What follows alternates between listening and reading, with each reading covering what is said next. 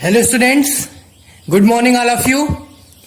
चलिए आगे की बात करना हम लोग स्टार्ट करते हैं। पिछले क्लास में जहां तक पढ़ लिया गया था अब उसके आगे कंटिन्यू करते हैं। तो आज की क्लास में हम लोग पढ़ने वाले थे बच्चों क्या कि method to determination of order of reaction.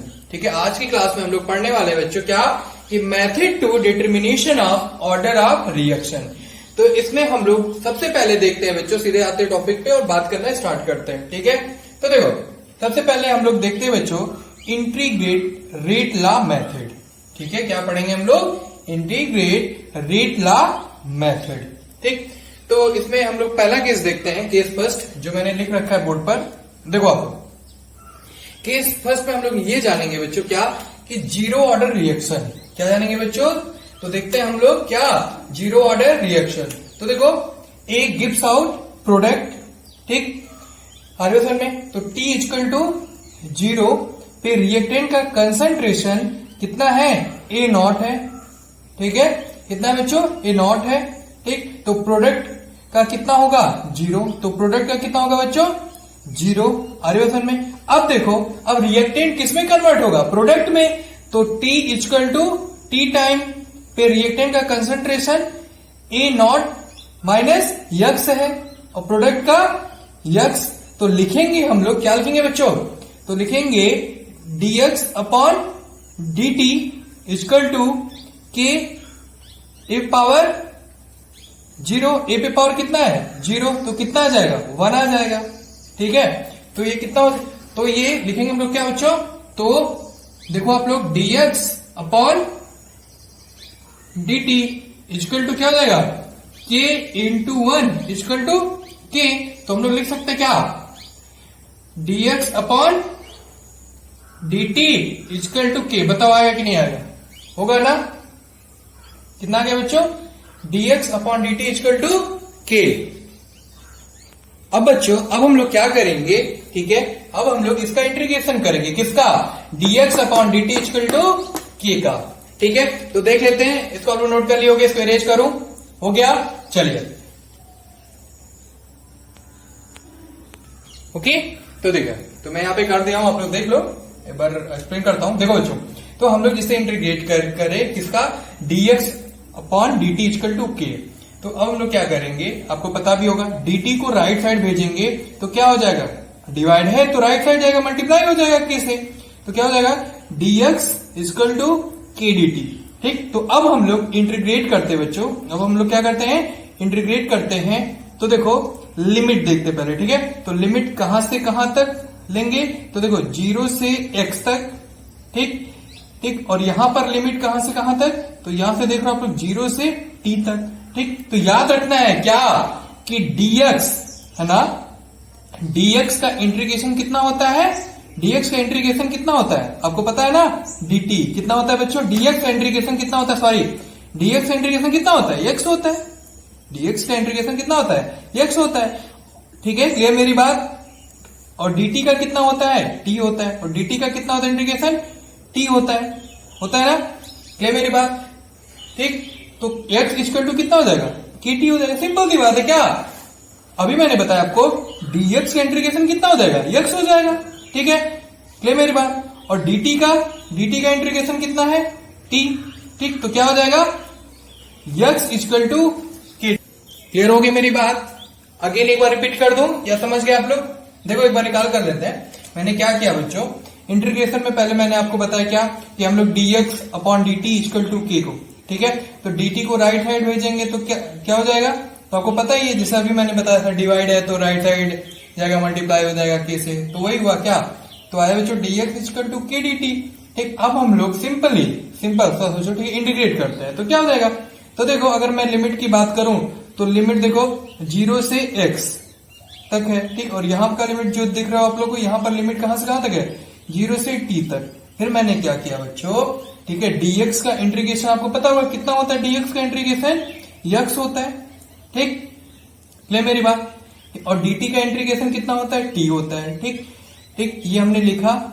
ठीक, ये इसका इंटीग्रेशन लिखा ये, और k को इस तरह लिख लेंगे हम। ये मेरी बात? तो क्या आ जाएगा बच्चों? देखो x इक्वल टू क्या आ जाएगा बच्चों? बताओ। x equal to kt। इतनी बात समझ पा रहे हो आप लोग? ठीक है, ओके बच्चों, ये समझ गए होगी बात, ठीक है। अब देखो, अब हम लोग देखे थे, आपको याद भी होगा क्या, कि टाइम टी है ना, टाइम टी पर रिएक्टेंट कंसंट्रेशन कितना था, ठीक है, ए नॉट माइनस एक्स, ये था, ठीक है, इक्वल टू ए टी, ठीक है बच्चों। तो एटी जो है बच्चों, ठीक है, क्लियर हो रही मेरी बात, ये लेफ्ट अमाउंट है आफ्टर टाइम टी। तो यक्स इक्वल टू क्या था, के टी, यक्स इक्वल टू क्या था बच्चों, अभी देखो ना हम लोग, के टी, ठीक। तो यक्स की जगह हम लोग, ठीक है, यक्स की जगह हम लोग क्या करेंगे, के टी पुट कर देंगे, ठीक है। तो देखो आप लोग, ए नॉट क्या मैंने, ठीक, मैंने क्या के टी पुट किया हम लोग, इक्वल टू ए टी, ठीक। तो अब समझिएगा ध्यान से, यहां से क्या, कि केटी को हम लोग बच्चों, ठीक है, केटी को हम लोग क्या करेंगे, केटी को हम लोग क्या करेंगे, राइट साइड भेजेंगे, और एटी है ना, और एटी को हम लोग क्या करेंगे, लेफ्ट साइड भेजेंगे। तो क्या हो जाएगा, तो हम लोग लिख सकते हैं क्या, कि KT equal to A naught minus AT, ठीक। तो के को राइट साइड भेजेंगे तो क्या हो जाएगा, डिवाइड, और आ जाएगा क्या, तो बताओ, तो आ जाएगा बच्चों क्या, t equal to A naught minus a t upon क्या, के। तो बताओ, बोलो ना, आया कि नहीं आया, ये क्लियर होगी मेरी बात। तो इस तरह से हम लोग इसको सॉल्व करेंगे बच्चों, इस तरह से हम लोग देखेंगे, ठीक है, क्लियर होगी मेरी बात। अब देखिए, अगर हम देखें, ठीक है, अब ये जो केस हमने बताया है, ये जो है, ये फर्स्ट केस था, आ रही बात समझ में आप लोगों को। तो देखो, इक्वेशन है t equal to A naught minus a t upon k, ठीक है। तो हम लोग लिखे हैं, वो क्या है, ये है amount of product for after time T, ठीक है। अच्छा, आपको पता है एक चीज और, अगर इसका ग्राफ देखा जाए एक्स इक्वल टू के टी का, तो क्या हो जाएगा, तो इसकी ग्राफ की अगर हम बात करें तो क्या होगा, y equal to m x, means आपको पता होगा क्या, स्ट्रेट लाइन। तो ऐसे याद रखिएगा ये चीजें, ठीक है। तो बच्चों ये था फर्स्ट केस था, ठीक है बच्चों, किसका, जीरो ऑर्डर रिएक्शन का, जिसमें हम लोग देखे कि टाइम टी पे कितना रिएक्टेंट प्रोडक्ट में बदल रहा है, ठीक है। ये तो बात हो गई बच्चों क्या, फर्स्ट केस की, ठीक। अब हम लोग जीरो ऑर्डर का सेकंड केस देखते हैं, ठीक है, जो मैंने लिख रखा है बोर्ड पर, देखिए आप लोग। तो देखो, टी अपॉन टू पे, ठीक है, टी बाई टू पे, जिसको हम लोग हाफ लाइफ भी बोलते हैं, याद रखिएगा, इसे हम लोग क्या बोलते हैं, हाफ लाइफ भी बोलते हैं, ठीक है, ओके बच्चों। तो देखो, अब क्या होगा, देख रहे हो आप लोग, ए गिव्स आवर प्रोडक्ट, ठीक, देख रहे हो आप लोग, टी इक्वल टू जीरो पे रिएक्टेंट का कंसंट्रेशन क्या बच्चों, ए नॉट है, तो प्रोडक्ट कितना होगा, जीरो, ठीक है। अब देखो, टी इक्वल टू हाफ पे यहां, या फिर आप लोग कह लो क्या, टी बाई टू, ये कह लो, रिएक्टेंट का कंसंट्रेशन कितना हो जाएगा, ठीक है, ए नॉट बाई टू, यानी 80, यानी कितना होगा बच्चों, 80, क्लियर मेरी बात, ठीक। तो टी हाफ लिखेंगे हम लोग क्या, टी हाफ लिखेंगे इनिशियल कंसंट्रेशन, ठीक है, इनिशियल कंसंट्रेशन ए नॉट माइनस फाइनल कंसंट्रेशन ए हाफ अपॉन, ठीक है, अपॉन क्या बच्चों, के, ठीक। तो बताओ 1/2 का जो 2 है वो किधर आ जाएगा, नीचे, क्योंकि डिवाइड हो रहा है। तो यानी अगर पूछे टी हाफ पे कितना रिएक्टेंट प्रोडक्ट में कन्वर्ट हुआ, तो क्या बोलोगे, ए नॉट अपॉन, क्या बोलोगे बताओ बच्चों, ए नॉट अपॉन 2k। अब तो क्लियर होगी मेरी बात, ठीक है। तो ये केस सेकंड आपको समझ में आ रहा है, ठीक है, क्लियर मेरी बात। तो पहला केस हम लोग देखे और दूसरा केस हम लोग देखे, ठीक, इतनी बात समझ में आ गया आप लोग को, ठीक है। अब हम लोग अगले की बात करना स्टार्ट करते हैं। तो इतनी बात क्लियर होगी सबको, ठीक है, कोई डाउट नहीं, इसको जल्दी नोट कर लीजिए, फिर इरेज करते, फिर आगे का बताना स्टार्ट कर दे, तो कंटिन्यू करते इसके आगे, ठीक है बच्चों। फिर आगे की बात करना स्टार्ट करते हैं हम लोग। अब अगला हम लोग देखते हैं टाइम फॉर कंप्लीशन, ठीक है, हम लोग बात करेंगे इस पे, टाइम फॉर कंप्लीशन। हम लोग को पता है टी इक्वल टू कितना होता है बच्चों, ए नॉट माइनस 80, ठीक, अपॉन के होता है, ठीक, जिसमें से आप लोग देख रहे हो क्या, कि ए नॉट इनिशियल कंसंट्रेशन है ना, ए नॉट जो है वो क्या है, इनिशियल कंसंट्रेशन है, और 80 जो है वो फाइनल, ठीक है, फाइनल अमाउंट है रिएक्टेंट का, किसका पूछिए, किसका, तो बताओगे आप लोग रिएक्टेंट का, आ रही बात समझ में। तो एवं हम लोग लिखेंगे क्या, बताओ टी कंप्लीट, ठीक, लिखेंगे ए नॉट माइनस 0 अपॉन क्या बच्चों के। क्लियर हो रही मेरी बात, ठीक। तो हम लोगों ने क्या कि 0 इसलिए लिख रहे हैं क्योंकि रिएक्शन के, है ना, 0 क्यों लिख रहे हैं, इसलिए लिख रहे हैं बच्चों क्योंकि रिएक्शन के कंप्लीशन के बाद पूरा का पूरा रिएक्टेंट प्रोडक्ट में कन्वर्ट हो जाएगा ना, इसीलिए 80 कितना लिए हम लोग 0 लिए हैं, 80 कितना लिए हैं 0। तो हम लोगों को इतनी बातें समझ में आ गई, ठीक है। जैसे हम लोग देख रहे हैं काफी टाइम से हम लोग जीरो ऑर्डर रिएक्शन की बात कर रहे हैं, लेकिन हम लोगों को अभी तक समझ में नहीं आया कि जीरो ऑर्डर रिएक्शन होता क्या है। अरे समझ में, तो अभी हम लोग देखते हैं जीरो ऑर्डर रिएक्शन किसको बोलते हैं। तो याद रखिएगा बच्चों, ऐसा रिएक्शन है ना, ऐसा रिएक्शन जिसका रेट कंसंट्रेशन इफेक्ट ना हो, या फिर आप कह लो सिंपल वे में जिसका रेट उसके इनिशियल कंसंट्रेशन पे डिपेंड ना हो, ठीक है, ऐसे रिएक्शन को जीरो ऑर्डर रिएक्शन हम लोग बोलते हैं। तो एट पॉइंट में आप लोग लिख सकते हो reaction whose rate is not affected by the concentration और it does not dependent on the their initial concentration and such reaction are known as zero order reaction. बात समझ पा रहे हो आप लोग, क्लियर हो रही मेरी बात, इतनी बात समझ गए आप लोग। चलिए अभी हम लोग देखते हैं कि कैरेक्टरिस्टिक ऑफ, ठीक है, characteristic of zero order reaction. अब इसके बाद हम लोग पढ़ने वाले बच्चों characteristic of zero order reaction. Clear मेरी बात, इसको लिख लिया आप लोगों ने कंप्लीट, ठीक है, यहां तक पॉइंट तक नोट कर लो आप लोग, ठीक हो गया। चलिए अब इसके आगे बात करते हैं characteristic of zero order reaction. तो चलिए मैं राइट कर दिया हूं बोर्ड पर characteristic of zero order reaction. तो अब हम लोग समझेंगे, जैसा कि हम लोग जानते हैं क्या कि कंसंट्रेशन रिएक्टेंट का डिक्रीज करता है लिनियरली टाइम के साथ, ठीक है, ऐसा हम लोगों ने, ठीक है, ऐसा हम लोग को देखो ग्राफ में दिख रहा है। कैसे देखो ग्राफ में, ग्राफ को आपको क्लियरली विजुअलाइज हो रही है, दिख रहा है आपको क्लियर, ठीक है। तो इस ग्राफ के हेल्प से भी आप समझ सकते हो, ठीक है। याद रखना है क्या कि जीरो ऑर्डर रिएक्शन में half life time directly proportional होता है इनिशियल कंसंट्रेशन के।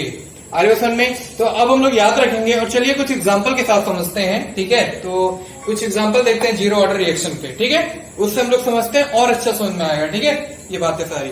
तो चलिए देखते हैं, इसको अरेंज करते हैं, फिर ये आप लोग बना लो जल्दी से ग्राफ में, ठीक है। क्या concentration of reactant decrease linearly with time, मतलब समझ गए क्या जो कंसंट्रेशन रिएक्टेंट का डिक्रीज करता है लीनियरली टाइम के साथ, ऐसा हम लोगों को किसमें दिख रहा है, ग्राफ में दिख रहा है, स्लोप, ठीक, इस तरह से आप लोग समझ पाओगे।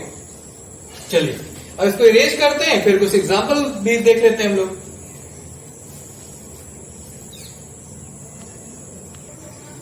तो चलिए बच्चों अब हम लोग देखते हैं some example of zero order reaction. तो आप लोग देख पा रहे हो, ठीक है, मैं बोर्ड पर मेंशन कर दिया हूं ये चीजें, आप लोग नोट कर लेना। अरे बस में ओके, तो some example of zero order reaction, ठीक है। तो फर्स्ट एग्जांपल के हेल्प से हम लोग समझेंगे। देखो क्या है, H2 gas plus Cl2 gas, ठीक है, इन प्रेजेंस ऑफ, ठीक है, H mu, in presence of H mu, ठीक है, गिव्स आउट 2HCl, क्या बच्चों, 2HCl गैस, ठीक। तो याद रखना है आप लोग को क्या कि जितने भी, है ना, जितने भी नेचुरल रिएक्शन होते हैं वो होते हैं जीरो ऑर्डर रिएक्शन। तो ये लाइन जरूर आप लोग याद रखिएगा, ठीक है, क्या इंपॉर्टेंट, ठीक, नेचुरल रिएक्शन और जीरो ऑर्डर रिएक्शन, ठीक है। कैसे रिएक्शन जो नेचुरली होते हैं, कैसे होते हैं, नेचुरल रिएक्शन होते हैं, वो होते हैं क्या बच्चों, जीरो ऑर्डर रिएक्शन। दूसरा एग्जाम्पल लेते हैं, जैसे दूसरे एग्जाम्पल के हेल्प से अगर हम समझते हैं तो देखो N2O गैस और क्या बच्चों, hot platinum surface gives out N2 gas plus half O2 gas. Answer में इस एग्जाम्पल से हम लोग देख सकते हैं, ठीक। तीसरा एग्जाम्पल अगर हम देखें तो देख रहे हो आप लोग 2NH3 gas in presence of, ठीक है, मोलिब्डेनम या कह लो आप, ठीक है, टंगस्टन, ठीक है, गिव्स आउट, क्या बोल सकते हो आप लोग, टंगस्टन, ठीक, gives out N2 gas plus 3H2O gas, ठीक। अगर फोर्थ एग्जाम्पल अगर हम लोग देखें बच्चों, है ना, फोर्थ एग्जाम्पल में क्या है, तो आप लोग देख रहे हो क्या कि substrate in presence of enzyme, substrate in presence of enzymes gives out क्या, प्रोडक्ट, ठीक। यानी एंजाइम डिपेंडेंट रिएक्शन कैसे होते हैं? जीरो ऑर्डर रिएक्शन, हम लोग याद रखेंगे, ठीक है। तो ये थी बच्चों कंप्लीट, है ना, जीरो ऑर्डर रिएक्शन के बारे में, ठीक है। तो अच्छे से स्टार्टिंग से लेके लास्ट तक समराइज करके काल करके अच्छे से तैयार कर जाना है। क्लियर हो रही मेरी बात? ठीक। अब हम लोग जब भी मिलेंगे अगले क्लास में हम लोग बात करने वाले हैं बच्चों, जो कि वेरी इंपॉर्टेंट है, ठीक। अगर देखा जाए बोर्ड के पॉइंट व्यू से, ठीक है, इस तरह के क्वेश्चन जरूर आते हैं फर्स्ट ऑर्डर रिएक्शन से, ठीक। तो इसलिए हम लोग उसको बहुत अच्छे से पढ़ना है, ठीक। तो आज की क्लास आज यहां तक हो गई बच्चों, जीरो ऑर्डर रिएक्शन की बात हम लोग कर लिया है। अब हम लोग नेक्स्ट वीडियो लेक्चर में, ठीक है, मिला जाएगा, वहां पे हम लोग बात किया जाएगा बच्चों फर्स्ट ऑर्डर रिएक्शन की बात, ठीक है। कोई भी डाउट होने से उसको पूछिए हमसे, ठीक है। कमेंट सेक्शन में भी आप पूछ सकते हो क्वेश्चन वगैरह, ठीक है। हर बार समझ में, ठीक। तो इतनी बातें आप लोग याद रखिएगा। मिलते हैं फिर अगले नेक्स्ट क्लास में, फिर आगे की बात करना है स्टार्ट करेंगे बच्चों, ठीक है। Thank you.